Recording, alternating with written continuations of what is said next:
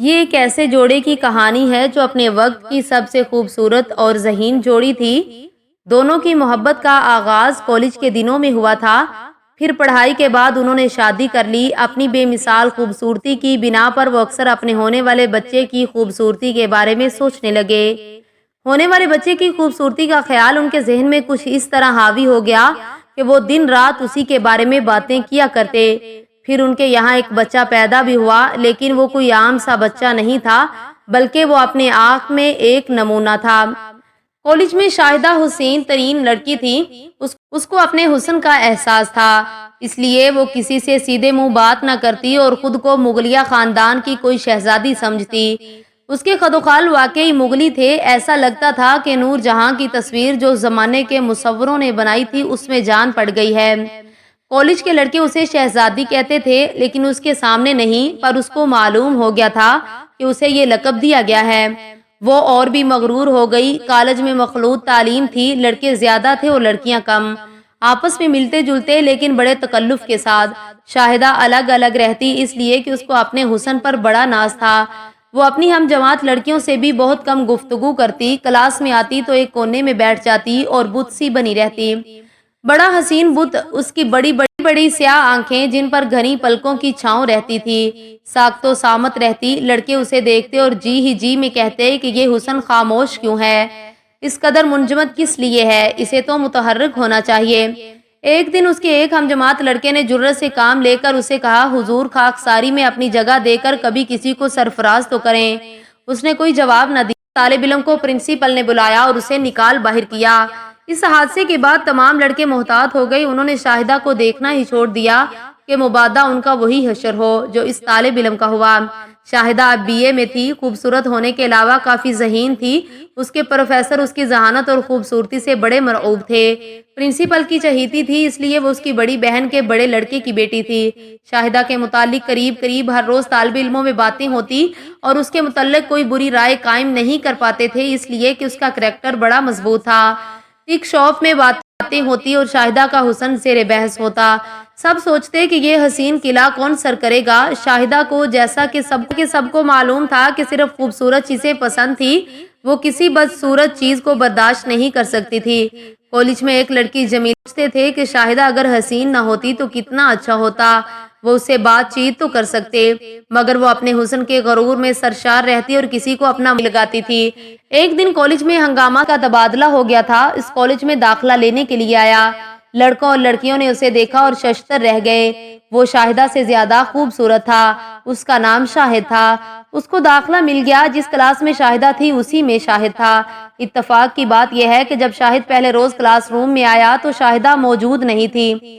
اس نے 2 روز کے لیے چھٹی کے باغ میں ٹہل رہا تھا تو اس نے دیکھا کہ خوبصورت مگر بے جان سی مورت آ رہی ہے۔ اس نے اپنی کتابیں بینچ پر رکھی اور آگے بڑھا۔ شاہدہ نے اسے دیکھا اور اس کی خوبصورتی متاثر ہوئی۔ تھوڑی دیر کے لیے اس کے قدم رک گئے۔ زمین گیلی تھی، کیچڑ سی ہو رہی تھی۔ شاہدہ جب اس کی طرف گھبرا سی گئی۔ اس گھبراہٹ میں اس کا پاؤں پھسلا اور وہ اوندے منہ زمین پر گری۔ شاہد نے لپک کر اسے اٹھایا۔ شاہدہ کے ٹہنے میں موچ آ گئی تھی، مگر اس نے مسکرا کر کہا، شکریہ، آپ کون ہیں؟ شاہد نے جواب دیا، ایک خادم۔ آپ خادم تو دکھائی نہیں دیتے۔ کیا دکھائی دیتا ہوں؟ بعض اوقات صحیح شکلیں غلط دکھائی دیا کرتی ہیں۔ شاہدہ کو یہ بات بہت پسند آئی۔ اس کے ٹہنے میں درد ہو رہا تھا، مگر وہ اسے چند لمحوں کے لیے بھول گئی۔ آپ کا نام؟ شاہد۔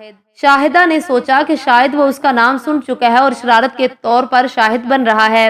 آپ غلط کہہ رہے ہیں۔ آپ کالج کے رجسٹر سے اس کی تصدیق کر سکتی ہیں۔ آپ اس کالج میں پڑھتی ہیں؟ جی ہاں۔ آپ یہاں کیسے چلی آئی؟ واہ، میں بھی تو اس کلاس میں، BA میں۔ میں بھی تو BA میں ہوں۔ جھوٹ، آپ تو مالی معلوم ہوتے ہیں۔ اس شکل کے آدمی واقعی مالی معلوم ہوتے ہیں، لیکن افسوس ہے کہ میں نے ابھی تک کوئی پھول نہیں توڑا۔ پھول کیا توڑنے کے لیے ہوتے ہیں؟ انہیں تو صرف سونگھنا چاہیے۔ شاہد نے بینچ پر سے کتابیں اٹھاتے ہوئے مسکرا کر کہا، میں نے تو آپ کو توڑا تو ہے، اور میں سمجھتا ہوں کہ آپ کی پنکھڑیوں میں سے غرور کی بو آتی ہے۔ اوہ معاف کیجیے گا، غرور میں کر سکتا ہوں، لیکن مردوں کے ساتھ میں بھی ایک پھول ہوں پر آپ کلی ہیں، میں آپ سے مقابلہ نہیں کر سکتا۔ شاہدہ اپنا ٹخنا پکڑے بیٹھی تھی، ایک دم کراہنے لگی، ہائے ہائے بڑا درد ہو رہا ہے۔ شاہد نے اس سے اجازت طلب کی، کیا میں اسے دبا دوں؟ دبائیے، خدا کے لیے دبائیے۔ شاہد نے اس کے منہ چاندے ہوئے ٹہنے پر اس مساج کیا کہ 15 منٹ کے اندر اندر شاہدہ کا درد ٹھیک ہو گیا۔ اس واقعے کے بعد کالج میں وہ دونوں خالی پیریڈ میں اکٹھے بیٹھتے، باہر جاتے اور باغ میں بیٹھ کر باتیں کیا کرتے تھے۔ دونوں نے BA پاس کر لیا، بڑے اچھے نمبروں پر۔ شاہدہ کے نمبر شاہد کے مقابلے میں 5 زیادہ تھے۔ اس نے اس کا بدلہ لینا چاہا۔ شاہدہ، میں یہ 5 نمبر ابھی لے لیتا ہوں۔ کیسے؟ شاہد نے اس کو پہلی مرتبہ اپنی گود میں اٹھایا اور اس کو 5 مرتبہ چوم لیا۔